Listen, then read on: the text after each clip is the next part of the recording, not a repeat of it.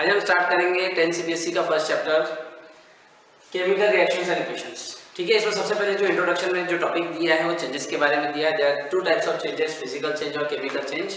हम लोग पहले इसको शॉर्ट में देख लेते हैं। फिजिकल चेंज, फिजिकल चेंज का मतलब होता है no new product is form. कोई भी नया प्रोडक्ट नहीं बनेगा, मतलब नया सब्सटेंस नहीं बनेगा, या फिर नो केमिकल फॉर्मूली चेंज। कोई भी नया फॉर्मूला नहीं बनेगा, कोई केमिकली फॉर्मूला चेंज नहीं होगा, इसको हम बोलेंगे फिजिकल चेंज। फिजिकल चेंज को हम समझने के लिए एक एग्जांपल लेते हैं। एक एग्जांपल लेते हैं, जैसे कि आइस क्यूब है ना। Ice cube is made up of formula H2O। H2O को हम थोड़ा सा हीट कर लेते हैं। हीट करने के बाद में ये क्या बन जाएगा? Liquid. It will convert into liquid state. Again the formula remains same. If we again heat it, it converts into water vapor. Water vapor का formula H2O. फिर ये क्या रहेगा? Physical change. कहीं पे भी केमिकल फॉर्मूला चेंज हुआ नहीं या फिर नया सब्सटेंस बना नहीं, राइट, इसको बोलेंगे हम फिजिकल चेंज। फिजिकल चेंज का और एक एग्जांपल लेते हैं। मान लेते हैं हम लोग पेज लिया, पेज को कट कर दिया, दो इसमें तोड़ दिया, फाड़ दिया। अब फाड़ने के बाद में पेज का कोई फॉर्मूला चेंज होता है? नहीं। Again the formula remains same, that means it's physical change. और एक आधा एग्जांपल फिजिकल चेंज का आप ले सकते हैं। कांच टूट गया, इसको बोलेंगे फिजिकल चेंज, राइट। जहां पे हम दूसरी साइड में देखेंगे केमिकल चेंज, तो केमिकल चेंज में क्या होता है? New substance is form. New substance is form, जो एक नया सब्सटेंस बनेगा केमिकल रिएक्शन के बाद में, नया सब्सटेंस बोलेंगे बनेगा जिसमें केमिकल फॉर्मूला तो चेंज होगा ही। केमिकल फॉर्मूला इज चेंज, इसको बोलेंगे हम chemical change.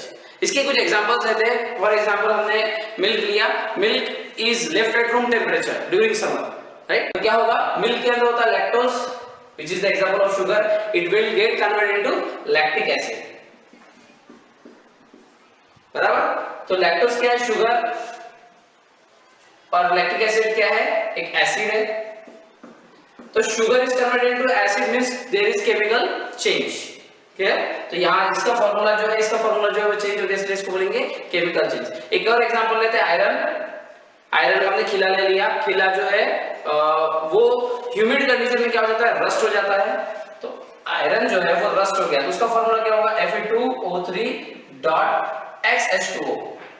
Again the formula changes, that means it's a chemical change. Third example देखेंगे, ग्रेप्स। ग्रेप्स जो होता है उसके अंदर अगेन होता है sugar. Grapes get fermented, okay. तो फर्मेंटेशन से क्या बनेगा? Alcohol. It's example of chemical change. Food is cooked, chemical change. We respire, respiration का मतलब क्या होता है? रेस्पिरेशन का मतलब क्या होगा यहाँ पे? Respire, right. रेस्पिरेशन में क्या होगा कि ग्लूकोज लेंगे, मतलब C6H12O6। ये हमने खाया, ग्लूकोज खाया। ग्लूकोज से खाने के बाद में ऑक्सीजन इनहेल किया, उससे क्या रिलीज होगा?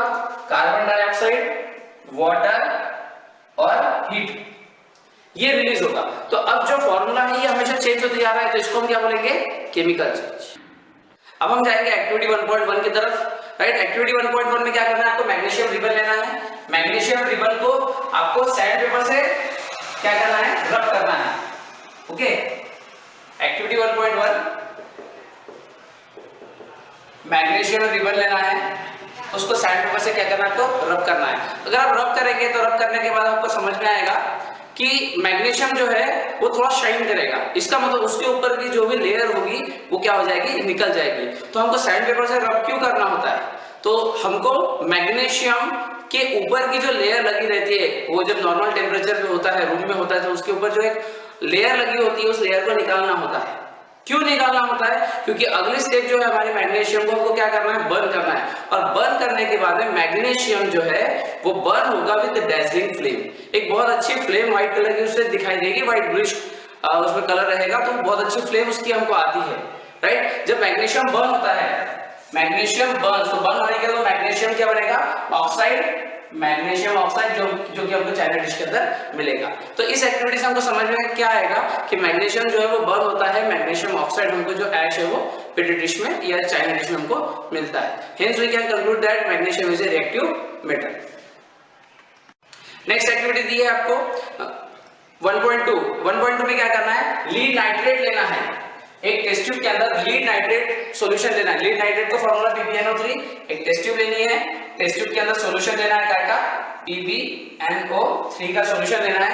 PbNO3 के सॉल्यूशन में लेने के बाद क्या करना है, इसके अंदर एक सॉल्यूशन डालना है पोटेशियम आयोडाइड का। ठीक है, पोटेशियम आयोडाइड का सॉल्यूशन डालने के बाद में ये रिएक्शन क्या होगा, PbNO3 plus Ki।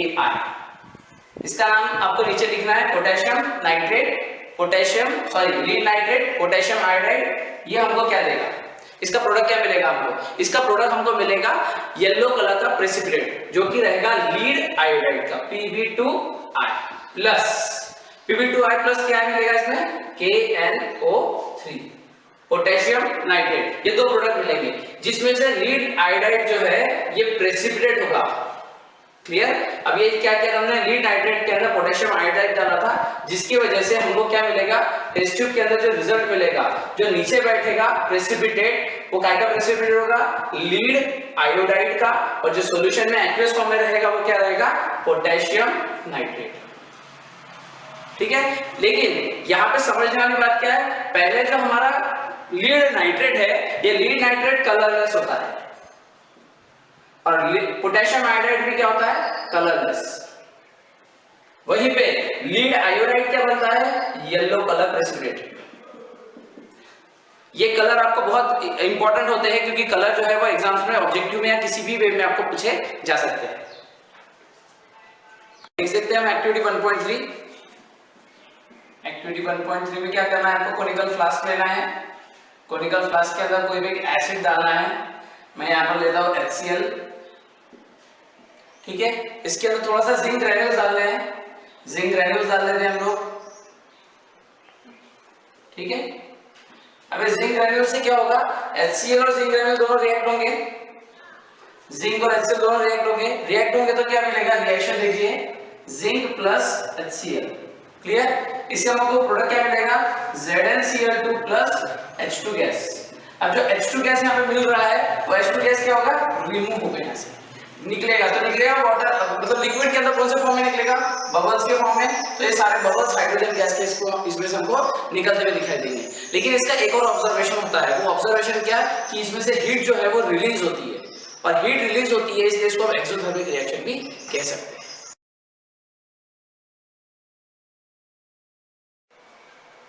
Now there are some observations from which we can say that chemical reaction takes place or not, right?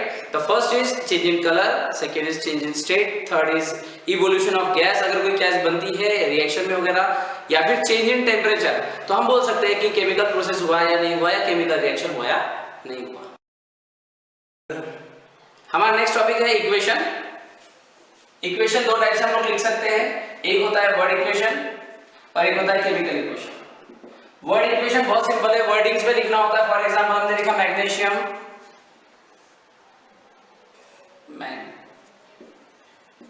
Magnesium reacts with oxygen to form magnesium oxide. ये wordings में लिख रहे हैं इसलिए इसको हम क्या बोलेंगे, वर्ड इक्वेशन। वहीं पे अगर इसका हम केमिकल फॉर्मूला यूज करेंगे, एक एग्जांपल जैसे कि magnesium reacts with oxygen to form magnesium oxide, तो ये हमने क्या लिखा, केमिकल फॉर्मूला यूज करके लिखा, इसलिए इसको बोलेंगे केमिकल रिएक्शन। ये वहीं पे हमने इसको वर्डिंग में लिखा, इसलिए इसको बोलेंगे वर्ड इक्वेशन। तो ऐसे कई सारे रिएक्शंस हम लोग इसमें चैप्टर में हमको देखना है। सबसे पहला जो मेजर चीज है इसमें कि हम रिएक्शन कैसे लिखे, जैसे एक्टिविटी 1.1 में देखा, एक्टिविटी 1.2 में देखा, एक्टिविटी 1.3 में देखा, तो ये रिएक्शन लर्न कैसे या लिखनी कैसी है या कौन सा प्रोडक्ट बनेगा, ये समझने के लिए हमको आगे के चैप्टर में चलना होगा। लेकिन सबसे पहले हमको जो लर्न करना है वो होता है हमारा 9th स्टैंडर्ड का जो आयंस का जो चार्ट दिया है, 3rd या 4th चैप्टर में वो चार्ट दिया गया है। वो जो चार्ट है वो आपको लर्न करना बहुत एसेंशियल है।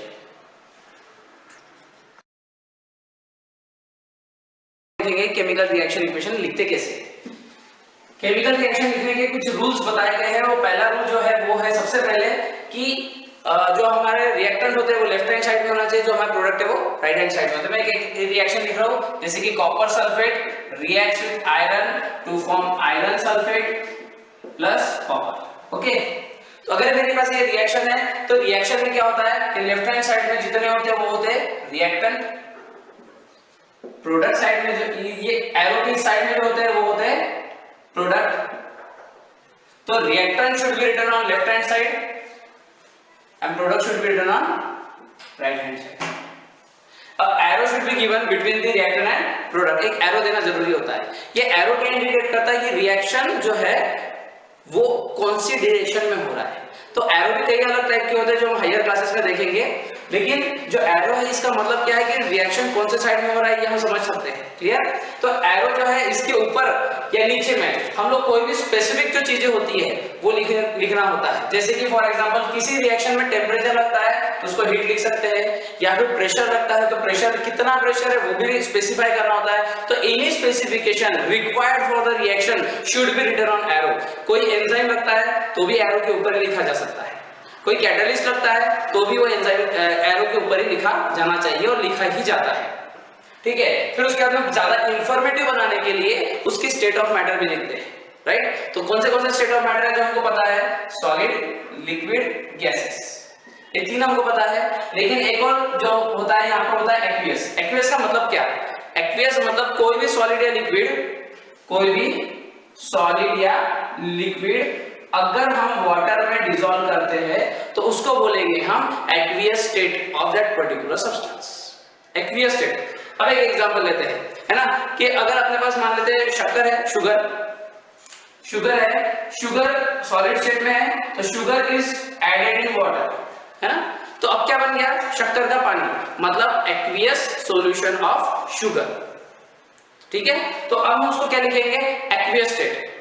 पहले जो क्रिस्टल्स थे ये क्रिस्टल्स कौन से स्टेट में लिखेंगे हम लोग? सॉलिड। लेकिन जब इसको वाटर में हम डिसॉल्व कर देते हैं, करेक्ट, टेस्ट ट्यूब के अंदर या बीकर के अंदर हमने वाटर लिया, वाटर के अंदर शुगर ऐड कर दिया, ऐड करने के बाद में अब वो डिसॉल्व हो गया, तो अब इसको कौन सा स्टेट बोलेंगे? Aqueous state. ठीक, उसके अलावा एक ऐसा लिक्विड का एग्जांपल देखते हैं। मान लेते हैं हमारे पास कॉन्सेंट्रेट सल्फ्यूरिक एसिड है, H2SO4 कॉन्सेंट्रेटेड है, राइट? तो इसका स्टेट क्या लिखेंगे? तो ये लिखेंगे हम लिक्विड स्टेट, राइट? लेकिन इसको जब हम डाइल्यूट करते हैं, मतलब इनको ऐड करते हैं वाटर के अंदर, राइट, तो क्या होगा? Dilute H2SO4। अब इसका स्टेट क्या आएगा? एक्वस। क्लियर? तो जो भी हमारा सॉल्यूशन या जो भी हमारा रिएक्शन होता है उस रिएक्शन में कौन सी स्टेट का इंग्रेडिएंट है वो हमको लिखना जरूरी है, रिएक्टेंट साइड में भी और प्रोडक्ट साइड में भी, ये कंपल्सरी है। तीसरा कि अगर मेरे पास एक रिएक्शन है जिसमें एक से ज्यादा रिएक्टेंट है तो उसके बीच में हमको ऐड करना होता है प्लस साइन। प्रोडक्ट में एक से ज्यादा है तो उसमें ऐड करना होता है प्लस साइन। एक एग्जांपल लेते हैं, जो हमारे पहले रिएक्शन देखा था, magnesium plus oxygen gives magnesium oxide. देखो यार रिएक्टेंट दो है, इसीलिए लास्ट इसमें ऐड किया था प्लस साइन, और यहाँ पर रिएक्टेंट एक ही था जिसको ऐड किया हमने, ऐड नहीं किया कोई। ये जो है इसके अलावा अगर हम एक पॉइंट है तो वो होता है हमारा upper arrow and lower arrow. Upper arrow, lower arrow, जैसे कि हमने पहले के एग्जांपल देखा लीड नाइट्रेट का, पोटेशियम हाइड्रेट का, उस रिएक्शन में एक प्रेसिपिटेट बना था। तो जो सॉलिड स्टेट में, मतलब प्रोडक्ट साइड में अगर सॉलिड स्टेट में कुछ बनता है तो उसको हम सॉलिड स्टेट तो लिखेंगे लेकिन साथ में लोअर एरो भी देंगे। एक उसका एग्जांपल जो हमने पहले एग्जांपल लिया है, lead nitrate plus potassium hydrate gives lead iodide, जिसको हमने लोअर एरो दिया था, राइट? तो ये लोअर एरो क्या बताता है कि वो प्रेसिपिटेट हुआ, वो सॉलिड स्टेट में कन्वर्ट हुआ। ठीक है, तो ये हमको lower arrow, upper arrow. Upper arrow कब देंगे? अपर एरो कब देंगे? अपर एरो तब देना है हमको जब हम इवोल्यूशन ऑफ गैस होता है, जैसे कि oxygen gas, hydrogen gas, nitrogen gas, carbon dioxide gas, sulphur dioxide gas. तो इस टाइप की जब गैसेस बनती है प्रोडक्ट साइड में तब हम अपर एरो शो करते हैं।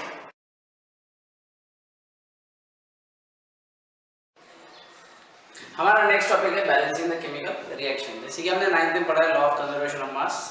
कोई भी रिएक्शन में रिएक्टेंट साइड और प्रोडक्ट साइड हमेशा इक्वल होती है, लेकिन हम कभी याद नहीं रख पाते हैं कि कितने नंबर ऑफ कोई रिएक्टेंट, कितने नंबर ऑफ रिएक्टेंट के साथ में रिएक्ट होकर के कितने नंबर ऑफ प्रोडक्ट मिल रहा है।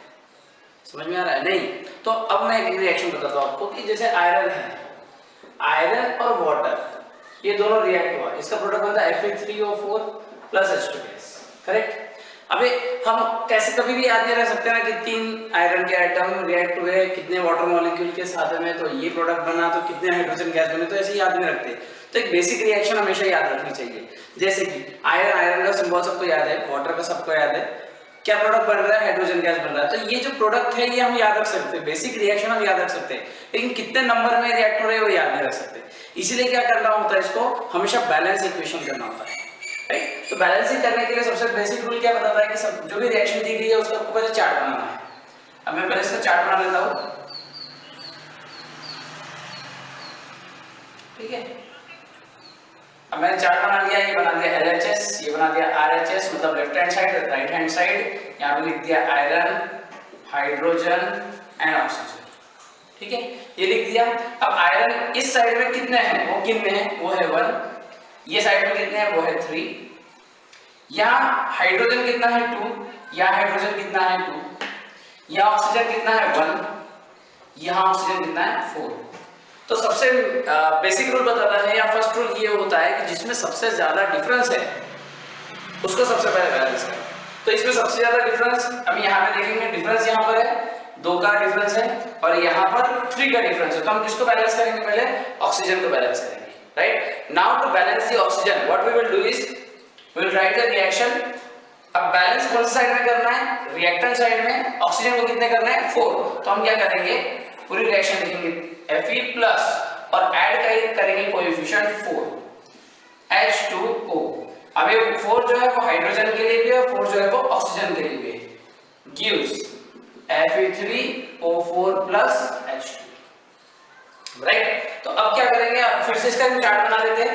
तो चार्ट बनाने के बाद मैं क्या करता हूँ, इसी में इसको लिखता हूँ, लेकिन आप हर बार नेक्स्ट चार्ट बनाते रहेंगे, ठीक है। तो अब क्या करेंगे, इसमें देखिए आयरन, आयरन कितना है 1, आयरन कितने यहाँ पे 3, यहाँ हाइड्रोजन कितना हो गया 4 2 8, यहाँ हाइड्रोजन कितना हो गया 2, यहाँ ऑक्सीजन कितना हो गया 4, यहाँ ऑक्सीजन कितना हो गया 4, ठीक है। तो अब अगर हम देखें तो ऑक्सीजन तो बैलेंस हो गया, लेकिन आयरन और हाइड्रोजन दोनों क्या हो गए, इम्बैलेंस हो गए। तो फिर हम क्या करेंगे, अब जिसमें ज्यादा डिफरेंस है उसको फिर बैलेंस करेंगे। तो हाइड्रोजन में हमको डिफरेंस ज्यादा दिख रहा है, 6 का डिफरेंस है, तो हम क्या करेंगे, रिएक्शन में फिर चेंज करेंगे। तो रिएक्शन में कौन सा साइड में चेंज करना है, हाइड्रोजन को कितना कितना बनाना है, तो 8, राइट। तो 8 बनाने के लिए हम क्या करेंगे, 4 कोएफिशिएंट ऐड करेंगे। तो फिर रिएक्शन क्या बनेगी, Fe plus 4H2O gives Fe3O4 plus 4H2। अब मैंने यहाँ पे क्या ऐड कर दिया 4, फिर हमको क्या करना पड़ेगा चार्ट में, फिर चार्ट बनाना होगा, चार्ट में हमको देखना होगा कि बैलेंस हुआ है या नहीं हमारी इक्वेशन। तो अब ये वाली रिएक्शन है हमारी, तो आयरन कितने हैं, इधर साइड में 1 और इस साइड में कितने हैं 3, यहाँ हाइड्रोजन कितने हैं 8, यहाँ हाइड्रोजन कितने हैं 4 2 8, यहाँ ऑक्सीजन कितना है 4, यहाँ ऑक्सीजन कितना है 4, दोनों तरफ 4 4। अब बचा क्या, अब बचा सिर्फ आयरन। आयरन को क्या करना है, रिएक्टेंट साइड में 3 बनाना है। तो हम क्या करेंगे, इस रिएक्शन को फिर से लिखेंगे, लेकिन by adding 3 as a coefficient to the reactant side. 4H2O gives Fe3O4 plus 4H2। अब क्या करेंगे, फिर एक बार चार्ट बना लेंगे, iron, hydrogen, oxygen, LHS, RHS।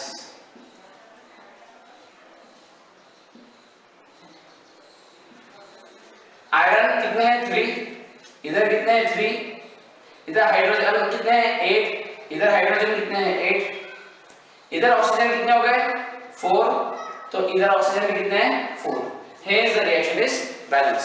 तो इस तरीके से रिएक्शन को बैलेंस करते हैं, लेकिन कभी हम याद नहीं रख सकेंगे कि कितने, मतलब बैलेंस रिएक्शन क्या है 3Fe, तो हमको रिएक्शन कभी याद नहीं, लर्न नहीं करना चाहिए। 3Fe plus 4H2O gives Fe3O plus 4H2, ऐसे कितने सारे रिएक्शन है तो हम सबके याद नहीं रख पाएंगे, इसलिए हमको क्या आना चाहिए, balancing the chemical reaction. Next हमारी रिएक्शन है NaOH, मतलब sodium hydroxide with sulphuric acid gives Na2SO4 plus H2O।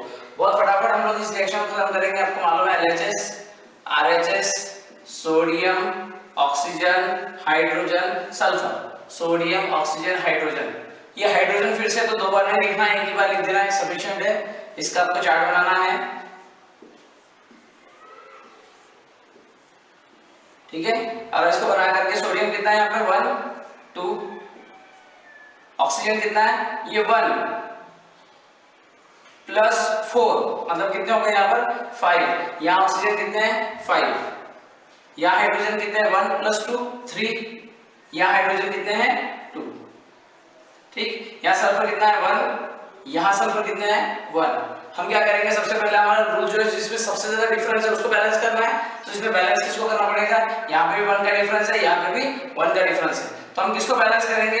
अगर हम हाइड्रोजन को बैलेंस करते तो दो जगह पे हाइड्रोजन है, थोड़ा कंफ्यूजन होगा, इसलिए हम क्या करेंगे पहले मेटल को बैलेंस करेंगे जो एक ही जगह पर है, इसलिए वो थोड़ा इजी हो जाएगा, तो हम लोग पहले मेटल को बैलेंस करेंगे। मेटल को बैलेंस करने के लिए यहाँ 2 है यहाँ 1 है, तो इधर के साइड में क्या ऐड करना पड़ेगा 2 एज ए कोएफिशिएंट, तो रिएक्शन लिखते हैं 2 NaOH plus H2 SO4 gives Na2 SO4 plus H2, right. फिर हमको एक बार चार्ट बनाना होगा। अब मैं चार्ट इसी में इसको मैनिपुलेट करता हूँ। सोडियम कितने हो गए यहाँ पर 2, ऑक्सीजन कितने हो गए 2 प्लस 4 6, यहाँ पे 2 है 6, यहाँ पे ऑक्सीजन कितने हैं 4 और 1 5, यहाँ हाइड्रोजन कितने हो गए 2 प्लस 2 4, यहाँ हाइड्रोजन कितने हैं 2, यहाँ सल्फर कितना है 1, यहाँ सल्फर कितना है 1।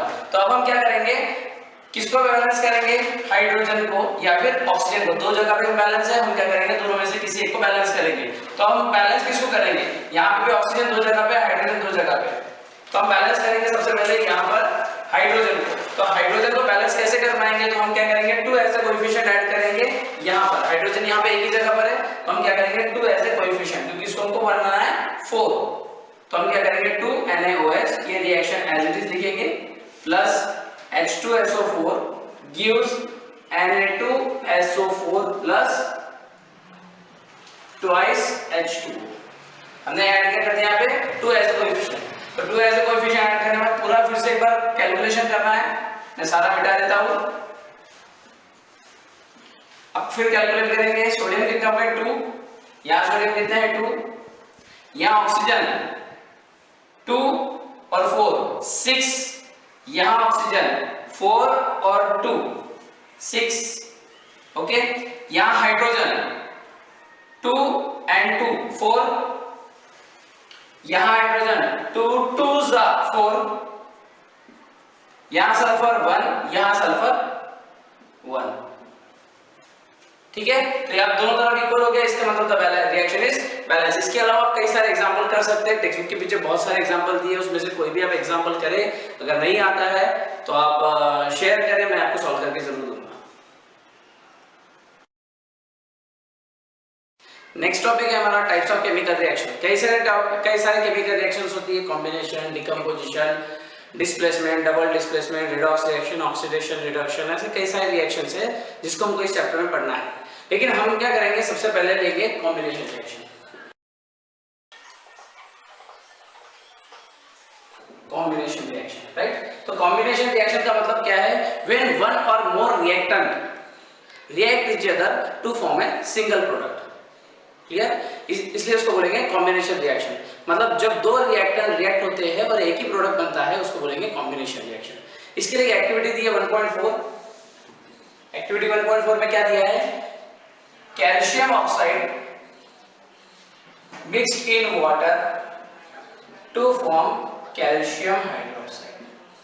मतलब आपको क्या करना है एक्टिविटी में, क्विक लाइन लेना है, क्विक लाइन डालना है। क्विक लाइन को अपन मतलब पाउडर फॉर्म में समझेंगे, चूना जैसे उसको पानी में डालेंगे, वाटर में डालने के बाद में वो क्या बन जाएगा, कैल्शियम हाइड्रोक्साइड, जिसको हम बोलेंगे स्लेक लाइन। तो जो कैल्शियम ऑक्साइड है इसको बोलेंगे क्विक लाइन, और जो कैल्शियम हाइड्रोक्साइड है उसको बोलेंगे स्लेक लाइन, राइट। जब दो रिएक्टर रिएक्ट हो रहे और सिंगल प्रोडक्ट बन रहा है इसको अपन बोलेंगे कॉम्बिनेशन रिएक्शन। लेकिन इसका एक और चीज है कि इसमें रिलीज ऑफ हीट भी होता है, मतलब अगर हम बीकर को हाथ लगाएंगे तो बीकर कैसा लगेगा, थोड़ा सा गर्म लगेगा। क्यों, क्योंकि उसमें से क्या हो रहा है, इवोल्यूशन ऑफ हीट रिलीज हो रही है, और हीट रिलीज होती है इसलिए इसको हम क्या बोल सकते हैं, एक्सोथर्मिक रिएक्शन। इसको अगर हम एप्लीकेशन देखिए इसका, तो क्या होता है कि जो चूना होता है, चूने को अपन पानी में मिक्स करते हैं, मतलब स्लैकलाइन मिलता है, और जो भी हमने पानी में मिक्स कर दिया है उसको हम पेंट की तरह यूज करते हैं, राइट। अब पेंट लगाने के बाद क्या होता है कि 2 दिन में जो भी कैल्शियम हाइड्रोक्साइड हमने अप्लाई किया है on the wall, it will absorb the carbon dioxide, CaOH/2 will absorb the carbon dioxide and form calcium carbonate layer। वो क्या करता है, वॉल पे कैल्शियम कार्बोनेट की लेयर बनाता है जो कि हार्ड होता है और काफी शाइनी अपीयरेंस देता है, लेकिन इससे रिलीज क्या होता है, वाटर, और वो इवेपोरेट हो जाता है। जो कैल्शियम कार्बोनेट है इसको हम बोलेंगे लाइमस्टोन और मार्बल,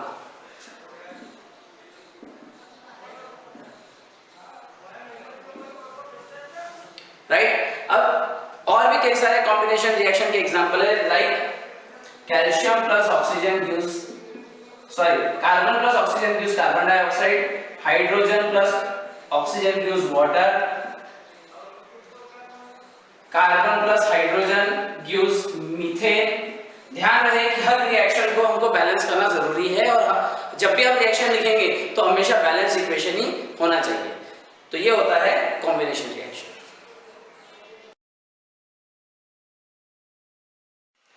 फिर डिकम्पोजिशन रिएक्शन। डिकम्पोजिशन रिएक्शन जो है ये 3 इसमें डिवाइड कर सकते हैं एनसीईआरटी बुक के हिसाब से। 3 टाइप की इसको रिएक्शन में डिवाइड कर सकते हैं। पहला है थर्मल डिकम्पोजिशन रिएक्शन, फिर दूसरा है इलेक्ट्रोलाइटिक डिकम्पोजिशन रिएक्शन, और तीसरा है फोटोलाइटिक डिकम्पोजिशन रिएक्शन। सबसे पहले डिकम्पोजिशन रिएक्शन का मतलब क्या, कि एक रिएक्टेंट होगा और उसके एक से ज्यादा प्रोडक्ट होंगे, इसको बोलेंगे अपन डिकम्पोजिशन रिएक्शन, ठीक है। एक reactant, when a single reactant breaks into one or more product is called as decomposition reaction। तो इसकी एक एक्टिविटी दी है, एक्टिविटी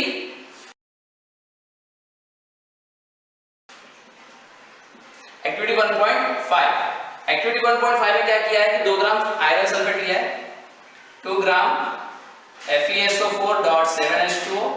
इसका कलर क्या होता है आपको ऑब्जर्व करना है, that is green colour which is called as green vitriol. इसको ग्रीन विट्रियोल बोलते हैं, इसका ग्रीन कलर है। इसको क्या करना है, बॉइलिंग टेस्ट ट्यूब में लेना है और इसको हीट करना है। अब इसको बॉइलिंग टेस्ट ट्यूब में लिया, इसको हीट किया, हीट करने के बाद में इसका जो कलर आएगा वो क्या कलर आएगा, राइट। इसको रिएक्शन के थ्रू देखते हैं। अब FeSO4 जो है FeSO4.7H2O व्हेन हीटेड, देखो यहाँ पर हीट देना पड़ रहा है या मतलब हीट देना पड़ रहा है, तो हीट अगर हमको करना पड़ता है किसी भी रिएक्शन में, तो हमने पहले बोला it is called as endothermic reaction. लेकिन फिर भी इसको बोलेंगे थर्मल डिकम्पोजिशन, क्यों, क्योंकि इसमें से सिंगल रिएक्टेंट है और इससे कई ज्यादा प्रोडक्ट बनेंगे, इसलिए इसको बोलेंगे थर्मल डिकम्पोजिशन रिएक्शन। तो इसका प्रोडक्ट क्या बनेगा, Fe2O3, right, Fe2O3 plus SO2 plus SO3, clear. तो ये इसके रिएक्शन बनेंगे। ये हमने क्रिस्टल्स लिए इसके, यहां पर डाल दिया, इसको हीट किया, हीट करने की वजह से क्या होगा कि ये ब्रेक होगा, ये बनेगा Fe2O3। Fe2O3 मतलब फेरिक ऑक्साइड,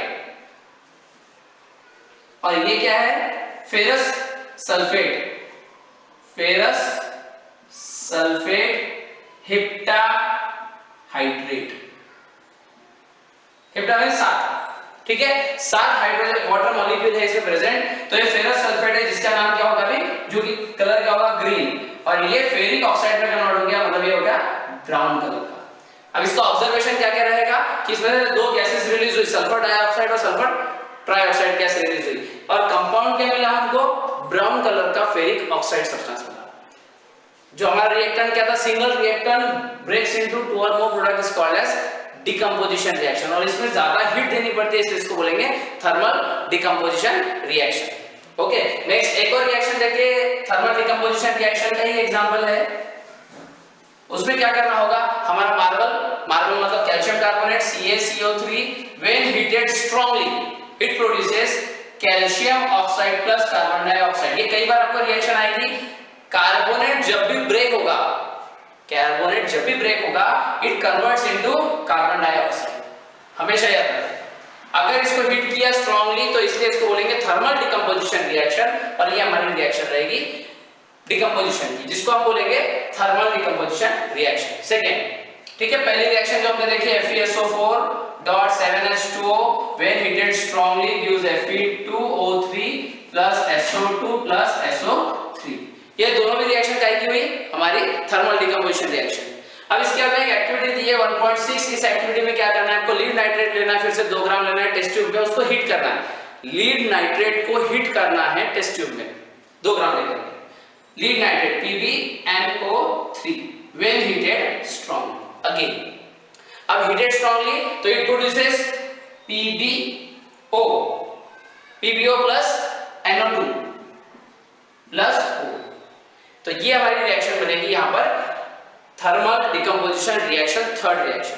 ये तीनों में थर्मल डिकम्पोजिशन क्यों, क्योंकि तीनों में हमको हीट देना पड़ रहा है, बहुत स्ट्रांगली हीट करना पड़ रहा है। यहाँ पर एक ऑब्जर्वेशन है नाइट्रोजन डाइऑक्साइड का, मतलब NO2 के लिए, कि ये जो होता है ब्राउन कलर का गैस होता है, बहुत इरिटेटिंग इसका स्मेल होता है। Clear? Activity 1.6, lead nitrate breaks into lead oxide plus nitrogen dioxide plus oxygen, whereas nitrogen dioxide is a brown color fumes with irritating smell। Electrolytic decomposition reaction, electrolytic decomposition reaction की activity दी गई है book में 1.7 में करना क्या है कि पहले आपको एक मग लेना है, मग के अंदर आपको 2 होल करने हैं, 2 होल के अंदर आपको 2 इलेक्ट्रोड्स लगाने हैं, फिल करना है वाटर फिल करने के बाद में आपको क्या करना है, इसको पहले बैटरी से कनेक्ट कर लेना है, पॉजिटिव नेगेटिव बैटरी 6 वोल्ट की बैटरी इसको कनेक्ट करना है। फिर क्या करना है, 2 टेस्ट ट्यूब इसमें इन्वर्ट करनी है, लगा देनी है। अब क्या होगा, डिस्टिल वाटर लिया है तो डिस्टिल वाटर में से करंट, इलेक्ट्रिक करंट तो पास होगा नहीं, इसलिए हम क्या करेंगे, इसमें थोड़ा सा डाइल्यूट सल्फ्यूरिक एसिड या डाल देंगे ताकि इसमें से करंट क्या हो, पास हो सके। अब क्या करेंगे, जैसे ही हम यहाँ पे करंट पास करेंगे तो यहाँ पे इलेक्ट्रोलाइसिस होगा। इलेक्ट्रोलाइसिस किसका होगा, वाटर का, क्योंकि इसके अंदर पानी है। पानी जो है, water will break into H positive ions and O negative ions, right. तो H positive ion, O negative ion जो है वो कहाँ मूव होंगे हम लोग देख सकते हैं। जैसे कि ये पॉजिटिव चार्ज है, पॉजिटिव इलेक्ट्रोड है, तो पॉजिटिव इलेक्ट्रोड को हम क्या बोलते हैं हमेशा, एनोड, which attracts anion, और नेगेटिव इलेक्ट्रोड को क्या बोलते हैं, कैथोड, which catches anion। मतलब इलेक्ट्रोड जो है कैथोड, ये खुद नेगेटिव चार्ज है लेकिन पॉजिटिव चार्ज वाले को क्या करेगा, अट्रैक्ट करेगा। तो किसको अट्रैक्ट करेगा, हाइड्रोजन आयन को यहाँ पर अट्रैक्ट करेगा। ओके, कैथोड जो है खुद पॉजिटिव चार्ज है लेकिन ये किसको अट्रैक्ट करेगा, नेगेटिव चार्ज वाले को अट्रैक्ट करेगा। इसलिए ये खुद, ये तो पॉजिटिव चार्ज है लेकिन ये किसको अट्रैक्ट करेगा, ऑक्सीजन के नेगेटिव एटम्स को अट्रैक्ट करेगा। जब ऑक्सीजन यहाँ पर नेगेटिव आयंस अट्रैक्ट होंगे तो ये क्या बनाएगा, यहाँ पर ऑक्सीजन गैस O2। जब ये ऑक्सीजन गैस बनेगी तो ये यहाँ पर आएगी, जैसे पूरा वाटर फील्ड है, फील्ड ऑफ वाटर है, तो इसमें क्या होगा, ऑक्सीजन आएगा। ऑक्सीजन का मान लेते हैं इतना रेशियो है, नीचे पूरा पानी है टेस्ट ट्यूब के अंदर, और ये जो ऊपर वाली जगह है यहाँ पर क्या प्रेजेंट है, ऑक्सीजन।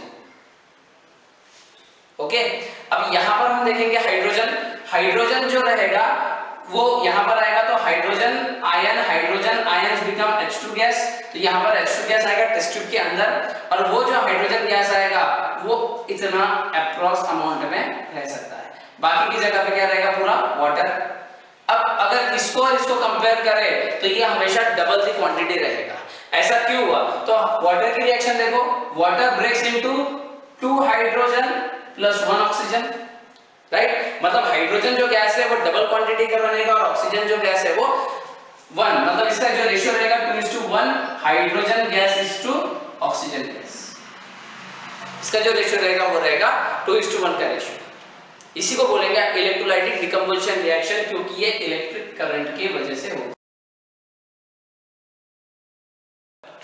ठीक है, हम देखेंगे नेक्स्ट है हमारा photolytic decomposition reaction. Third, photolytic का मतलब क्या होता है कि जो लाइट की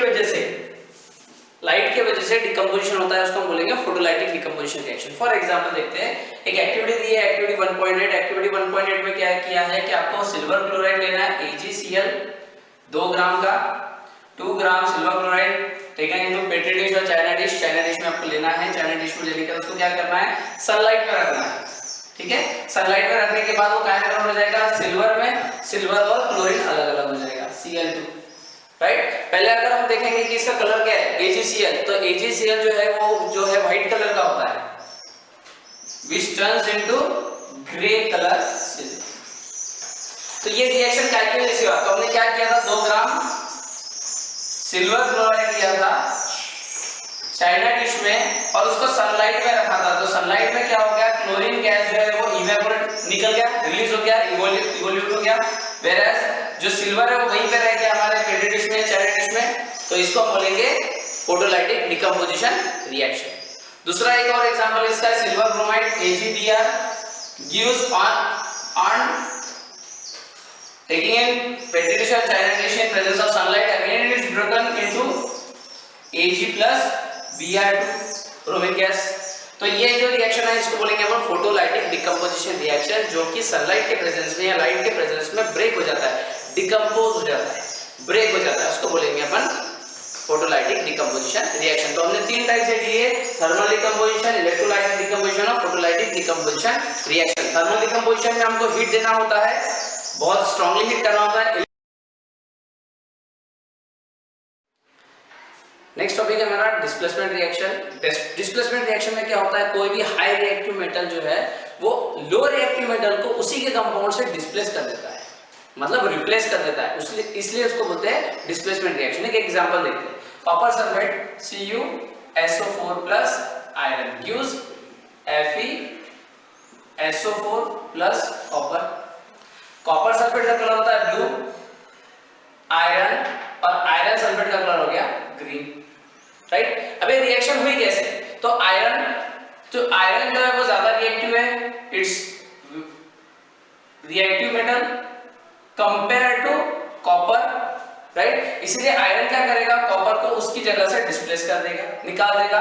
तो आयरन इसकी जगह पे आ गया, इसलिए क्या बन गया है, आयरन सल्फेट और क्या रह गया, कॉपर, राइट। अब ये आयरन ज्यादा रिएक्टिव है, हमको कैसे समझेगा, तो एक चैप्टर है आगे हमको दिया हुआ मेटल एंड नॉन मेटल, उसमें रिएक्टिविटी सीरीज दी है।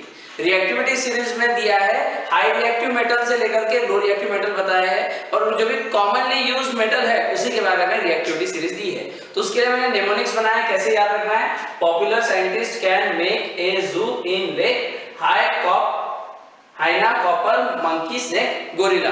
तो अगर हम ये नेमोनिक्स याद रखें तो इसका मतलब क्या है, popular means potassium, scientist means sodium, calcium can means calcium, make means magnesium, a means aluminium, zoo means zinc, in means iron, lake means lead, hyena means hydrogen, cobra means copper, monkey means mercury, snake means ash for silver, gorilla means gold, right. तो ये सबसे ज्यादा reactive potassium, कम sodium, उससे कम magnesium, उससे कम magnesium, उससे कम aluminium, और सबसे low reactive metal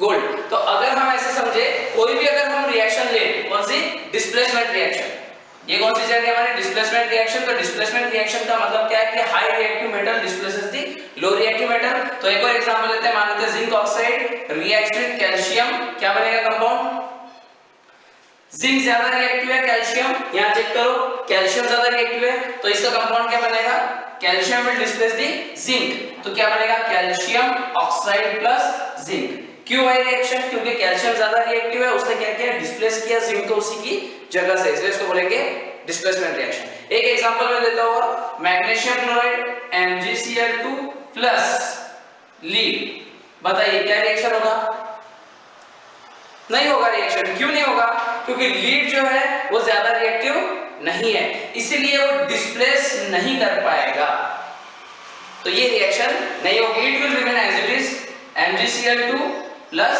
lead. आप देखो मैग्नीशियम और लीड कौन ज्यादा रिएक्टिव है, मैग्नीशियम, तो magnesium will not be displaced by low reactive metal that is lead, समझ में आया। लीड जो है वो लो रिएक्टिव है, इसलिए मैग्नीशियम को डिस्प्लेस नहीं कर पाएगा। अगर इसका उल्टा होता, lead chloride MgCl2 plus magnesium, तो क्या हो जाता, फिर रिएक्शन हो जाती MgCl2 प्लस लीड, क्यों नहीं? क्योंकि मैग्नीशियम ज्यादा रिएक्टिव है और वो डिस्प्लेस कर देगा लीड को। समझ में? इसी को कहते हैं डिस्प्लेसमेंट रिएक्शन।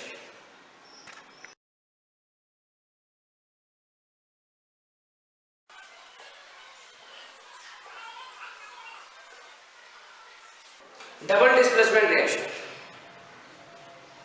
अब हम स्टार्ट करेंगे डबल डिस्प्लेसमेंट रिएक्शन, जो हमारी नेक्स्ट रिएक्शन है। डबल डिस्प्लेसमेंट रिएक्शन में होता क्या है कि दो जगह पर डिस्प्लेसमेंट होता है। दो कंपाउंड जो भी हम लेंगे, जो दो कंपाउंड है वो दोनों कंपाउंड में आयंस एक्सचेंज होंगे, उसको बोलेंगे डबल डिस्प्लेसमेंट रिएक्शन। उसका एक एग्जांपल लेते हैं। मान लेते हैं बैरियम सल्फेट है, BaSO4 plus aluminium chloride AlCl, है ना? ये रिएक्शन है। ये रिएक्शन में होगा क्या कि ये जो दो आयन है एल्यूमिनियम और बैरियम, ये क्या करेंगे? अपने आयंस को एक्सचेंज कर देंगे। दो जगह पे डिस्प्लेसमेंट होगा, इसलिए इसको बोलेंगे डबल डिस्प्लेसमेंट रिएक्शन। तो कंपाउंड क्या बनेगा इसका? BaCl, right? बैरियम की 2 पॉजिटिव, क्लोरीन की 1 नेगेटिव, कंपाउंड बन जाएगा BaCl2 प्लस, अब क्या बचेगा? AlSO4, एल्यूमिनियम और sulphate, Al 3 positive, sulphate 2 negative, Al2SO4/3। Clear? उसके बाद में एक और रिएक्शन देखेंगे हम लोग, calcium chloride CaCl2 plus calcium chloride plus sodium sulphate Na2SO4 gives, है ना? सोडियम यहां पर, कैल्शियम यहां पर, क्या बनेगा? CaSO4 plus NaCl। जो डबल डिकम्पोजिशन रिएक्शन है, इसमें करते क्या है कि ये एक्वियस सॉल्यूशन लेते हैं, इसका एक्वियस सॉल्यूशन लेते हैं, एक्वस सॉल्यूशन दोनों को मिक्स कर दिया। मिक्स करने के बाद होता क्या है कि जो दो सब्सटेंस बनेंगे, लेकिन दोनों सब्सटेंस अगर एक्वस स्टेट में रहेंगे तो उसको आइडेंटिफाई नहीं कर पाएंगे, इसलिए जनरली क्या होता है, उसका एक प्रेसिपिटेट बनता है, राइट? तो इन दोनों में से प्रेसिपिटेट कौन सा बनेगा? ये वाला बनेगा। अब ऐसे ही क्यों कि यही बनेगा, तो इसके लिए बहुत इजी अगर हम लोग समझे तो इसका एक इजी ट्रिक होता है कि जिसका मॉलिक्यूलर वेट ज्यादा बनेगा वो सेटल होगा। मॉलिक्यूलर वेट ज्यादा कैसे? सोडियम का क्या है? एटॉमिक मास 23, कैल्शियम का कितना है? 40, यहाँ सल्फर की है, 4 ऑक्सीजन की है और यहाँ पे सिंगल है, इसलिए प्रेसिपिटेट कौन बनेगा? Calcium sulphate, right? इसलिए डबल डिकम्पोजिशन रिएक्शन को कई बार प्रेसिपिटेशन रिएक्शन भी बोला जाता है, बहुत सारे रिएक्शन में बोला जाता है, क्योंकि इसमें एक प्रोडक्ट क्या बनता है? सेटल होता है, प्रेसिपिटेट होता है, इसलिए इसको बोलते हैं प्रेसिपिटेशन रिएक्शन, राइट? अब इसके अलावा एक और एग्जांपल लेते हैं। मान लेते हैं zinc oxide plus sodium bromide gives, क्या बनेगा? सोडियम यहां पर, जिंक यहां पर, क्या बनेगा? Zinc bromide. अगर इसका वैलेंस ही आता है तो बहुत इजी है, इसका 1 नेगेटिव, इसका 2 positive, ZnBr2 plus Na2O, right? अब इसमें से प्रेसिपिटेट कौन बनेगा? आप लोग जान सकते हो, ZnBr। अब होगा क्या इसमें कि हर बार रिएक्शन में प्रेसिपिटेट बनेगा, इसलिए इसको बोलेंगे प्रेसिपिटेशन रिएक्शन। और ये हो गई हमारी डबल डिस्प्लेसमेंट रिएक्शन, क्योंकि यहाँ पे दो जगह पर डिस्प्लेसमेंट हो रहा है, इसलिए इसको बोलेंगे डबल डिस्प्लेसमेंट रिएक्शन।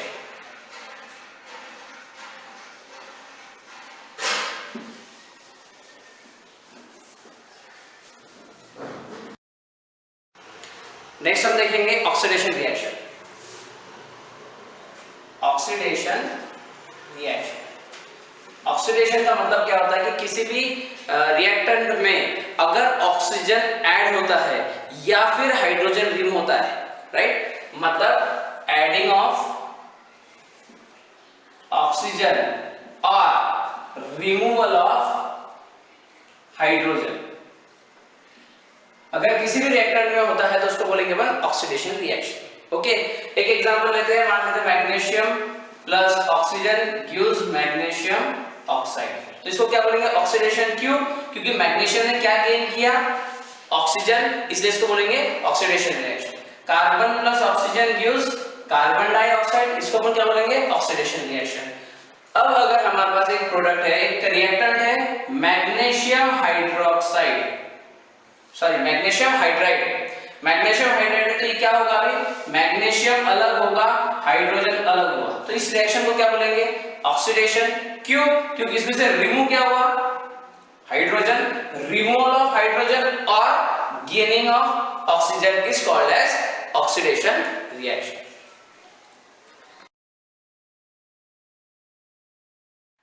नेक्स्ट है हमारा रिडक्शन रिएक्शन। रिडक्शन रिएक्शन इसका अपोजिट।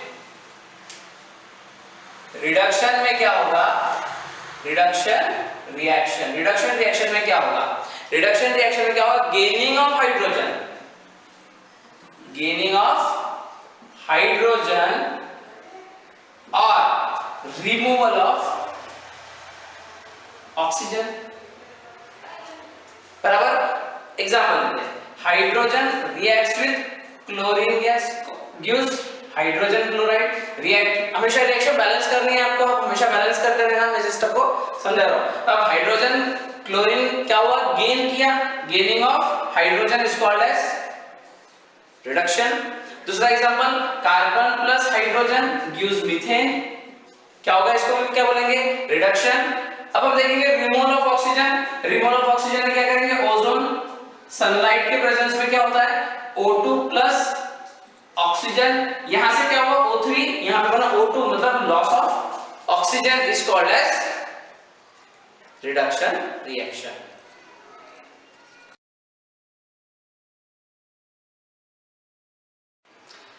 अब हम लास्ट रिएक्शन देखेंगे, रेडॉक्स रिएक्शन। रेडॉक्स रिएक्शन का मतलब क्या होता है, रिडक्शन एंड ऑक्सीडेशन। जब रिडक्शन ऑक्सीडेशन एक ही रिएक्शन में होता है उसको बोलेंगे redox reaction. When both oxidation and reduction takes place in a single reaction is called as redox reaction. इसके एक एग्जांपल देखते हैं, copper oxide plus hydrogen, copper oxide plus hydrogen. अब क्या बनेगा प्रोडक्ट इसका, वाटर H2O प्लस कॉपर।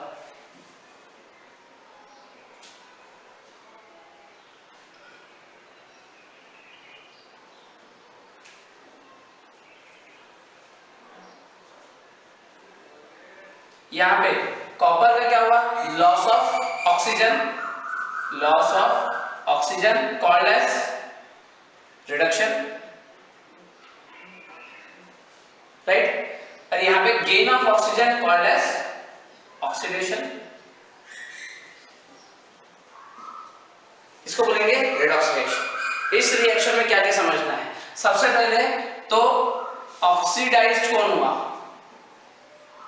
कौन हुआ, हाइड्रोजन। क्यों, क्योंकि उसने क्या किया, गेनिंग ऑफ ऑक्सीजन। इसके अंदर रिड्यूस्ड कौन हुआ, मतलब लॉस किससे हुआ, तो कॉपर ऑक्साइड से। रिड्यूस्ड कौन हुआ, कॉपर ऑक्साइड। फिर यहाँ पे ऑक्सीडाइजिंग एजेंट का मतलब क्या, ऑक्सीडाइजिंग एजेंट वो होता है जो ऑक्सीडाइज करता है, विच सप्लाइज ऑक्सीजन और which gives oxygen to oxidize to other, right. यहां पर ऑक्सीडाइजिंग एजेंट मतलब कॉपर ऑक्साइड क्या कर रहा है, अपना ऑक्सीजन दे रहा है हाइड्रोजन को, इसलिए कॉपर ऑक्साइड का क्या काम करेगा, it act as oxidizing agent, ठीक है। फिर रिड्यूसिंग एजेंट किसको बोलेंगे, रिड्यूसिंग एजेंट जो दूसरे से ऑक्सीजन छीन रहा है, दूसरे से ऑक्सीजन ले रहा है, वो क्या हो गया, रिड्यूस। हाइड्रोजन क्या कर रहा है, कॉपर ऑक्साइड को रिड्यूस कर रहा है, इसलिए वो क्या होगा, रिड्यूसिंग एजेंट। समझ में आया, एक बार फिर से, carbon copper oxide reacts with hydrogen to gives water and copper. यहां पर कॉपर ऑक्साइड से ऑक्सीजन लॉस हो रहा है, loss of oxygen is called as reduction. Hydrogen gain कर रहा है, इसलिए ऑक्सीडेशन। ओके, तो इस पूरी रिएक्शन में ऑक्सीडाइज कौन हुआ, मतलब ऑक्सीजन किसको मिला, हाइड्रोजन को, इसलिए इसको बोलेंगे ऑक्सीडाइज्ड हुआ। फिर कहां से ऑक्सीजन लॉस हुआ, तो वो क्या होगा, reduced. Copper oxide loses its oxygen, that's why it get reduced to copper, it reduced to copper, it oxidized to form water, right. अब इसमें ऑक्सीडाइजिंग एजेंट कौन है, जो काम करवाता है, तो जो ऑक्सीडाइज करवा रहा है वो कौन हुआ, विच जो सप्लाई करेगा ऑक्सीजन, वो क्या हुआ, oxidizing agent, oxidizing agent. Copper oxide which supplies oxygen, which gives oxygen to oxidize to other. फिर रिड्यूसिंग एजेंट जो दूसरे का ऑक्सीजन ले रहा है और दूसरे का ऑक्सीजन ले रहा है, दूसरे से ऑक्सीजन छीन रहा है, वो क्या रहेगा हमारा रिड्यूसिंग एजेंट। ठीक है, इसका एक और एग्जांपल देखते हैं। नेक्स्ट एग्जांपल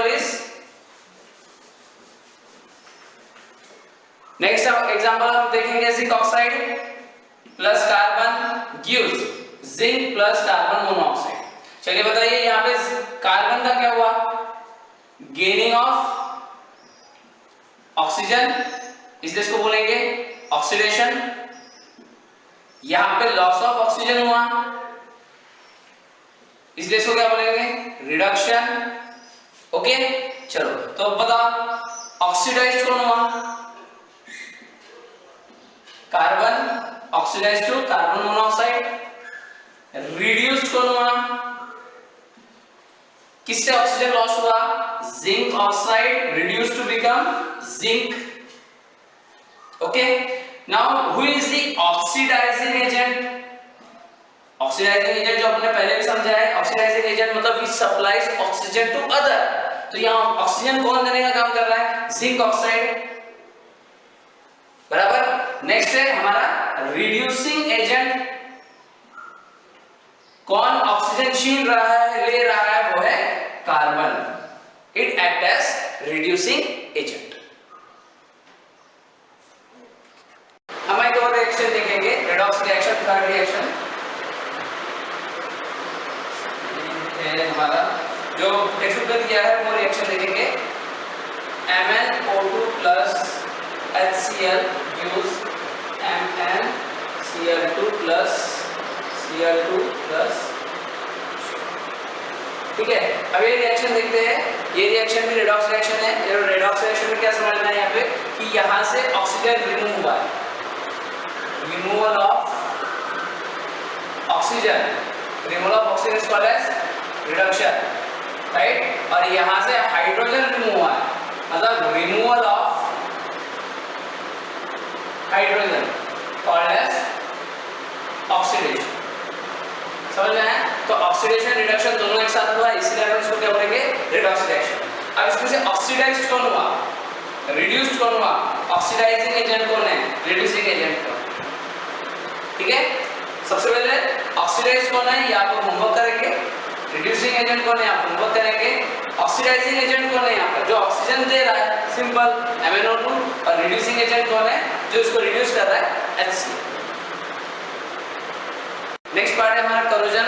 करोजन आप सभी लोग जानते हैं, करोजन क्या किसको कहते हैं। Corrosion means rusting of iron और any metal is called as corrosion. करना बहुत जरूरी है। क्यों जरूरी होता है, क्योंकि आयरन यूज होता है, हमारा तवा है, आयरन नेल है, बड़े बड़े बिल्डिंग्स है, मॉल्स है, और इन जगह पे आयरन यूज होता है और ये रस्ट होता है, राइट। तो इसको प्रिवेंशन के लिए कई सारे टेक्निक है, दैट इज कोटिंग, पेंटिंग, गेट्रोप्लेटिंग, और कई सारे अलग अलग मेथड होते हैं जिसको हम बचा सकते हैं आयरन कम से कम डैमेज कर पाए। क्लियर। नेक्स्ट एक और टर्म होता है हमारा रैंसिडिटी, और रैंसिडिटी और करोजन ये दोनों भी क्या है, तो ऑक्सीडेशन। क्लियर। तो अब हम देखेंगे रैंसिडिटी। रैंसिडिटी में क्या होता है, रैंसिडिटी मतलब क्या कि रैंसिडिटी मींस फैट्स जो है वो ऑक्सीडाइज हो रहा है। फैट्स जो है वो क्या होगा, ऑक्सीडाइज, मतलब ये ऑक्सीजन के साथ में रिएक्ट होगा। क्लियर। मतलब जो हमारा ऑयल है, ऑयल अगर हम उसको स्टैंडिंग पोजीशन पे रख दें, ऑयल को अगर हम अनडिस्टर्ब कंडीशन पे रख दें, तो कुछ दिनों में वो क्या हो जाता है, रैंसिड। ऑयल क्या हो जाएगा, रैंसिड, ड्यू टू काय की वजह से, वो ऑक्सीजन के गेनिंग के वजह से। मतलब ऑयल क्या हो गया, ऑक्सीडाइज एंड बिकम्स रैंसिड। ये सिर्फ ऑयल के लिए ही ये टर्म यूज की जाती है, that is called as rancidity. Okay, अब इसके लिए जनरली बहुत सारे जो हमारे ऑयली प्रोडक्ट्स होते हैं, इसमें ना एंटीऑक्सीडेंट मटेरियल यूज करते हैं for the prevention of rancidity. Rancidity को अगर प्रिवेंट करना है तो हम क्या यूज करेंगे इसमें, एंटीऑक्सीडेंट मटेरियल। ओके, जैसे कि एक अचार है, अचार में कौन सा होता है एंटीऑक्सीडेंट मटेरियल, विनेगर, जो कि हम डालते हैं। और ऐसे कई सारे अलग और भी कई सारे इंग्रेडिएंट्स हम लोग यूज कर सकते हैं एज एन एंटीऑक्सीडेंट। ओके, जैसे विटामिन ए हो गया, विटामिन सी हो गया, ये भी एंटीऑक्सीडेंट का काम करते हैं। और अगर हम सिंथेटिक की बात करें तो BHA और BHT ऐसे दो केमिकल यूज किए जाते हैं एज एन एंटीऑक्सीडेंट। BHA का मतलब होता है BHA और BHT, BHA और BHT ब्यूटिलेटेड हाइड्रोक्सी एनिसोन, ये क्या एग्जांपल है एंटीऑक्सीडेंट का, ठीक है। और दूसरा जो है वो है BHA butylated hydroxy toluol, sorry BHT है ना, टोल्यूल। ये दो एग्जांपल हम सिंथेटिक एंटीऑक्सीडेंट का ले सकते हैं। ऐसे नेचुरल एंटीऑक्सीडेंट बहुत सारे, हमारे हल्दी एंटीऑक्सीडेंट है, नीम एंटीऑक्सीडेंट है, जो हमारे बॉडी को बहुत अच्छा रखने का काम करता है या फिर बॉडी फिजियोलॉजी को बहुत मदद करता है। अगर ऑयल को हम देखते हैं, अगर वो अनडिस्टर्ब होता है, और खास करके अगर हम देखें किसी भी मेटेलिक कंटेनर में अगर हो तो बहुत जल्दी खराब होगा। क्यों? क्योंकि मेटल जो है वो कैटलिस्ट का काम करता है। ऑयल को रैंसिड बनाने के लिए मेटल जो है वो कैटलिस्ट का काम करता है। ऑयल जो है फटाफट क्या हो जाता है, रैंसिड। और रैंसिड अगर बनता है तो it produces foul smell and foul taste, मतलब उसका टेस्ट जो है वो खराब हो जाता है, राइट। तो इसमें कैटलिस्ट का काम कौन कर रहा है, मेटेलिक कंटेनर। इसलिए ज्यादातर ऑयल जो है अभी प्लास्टिक कंटेनर में आना शुरू हुआ है।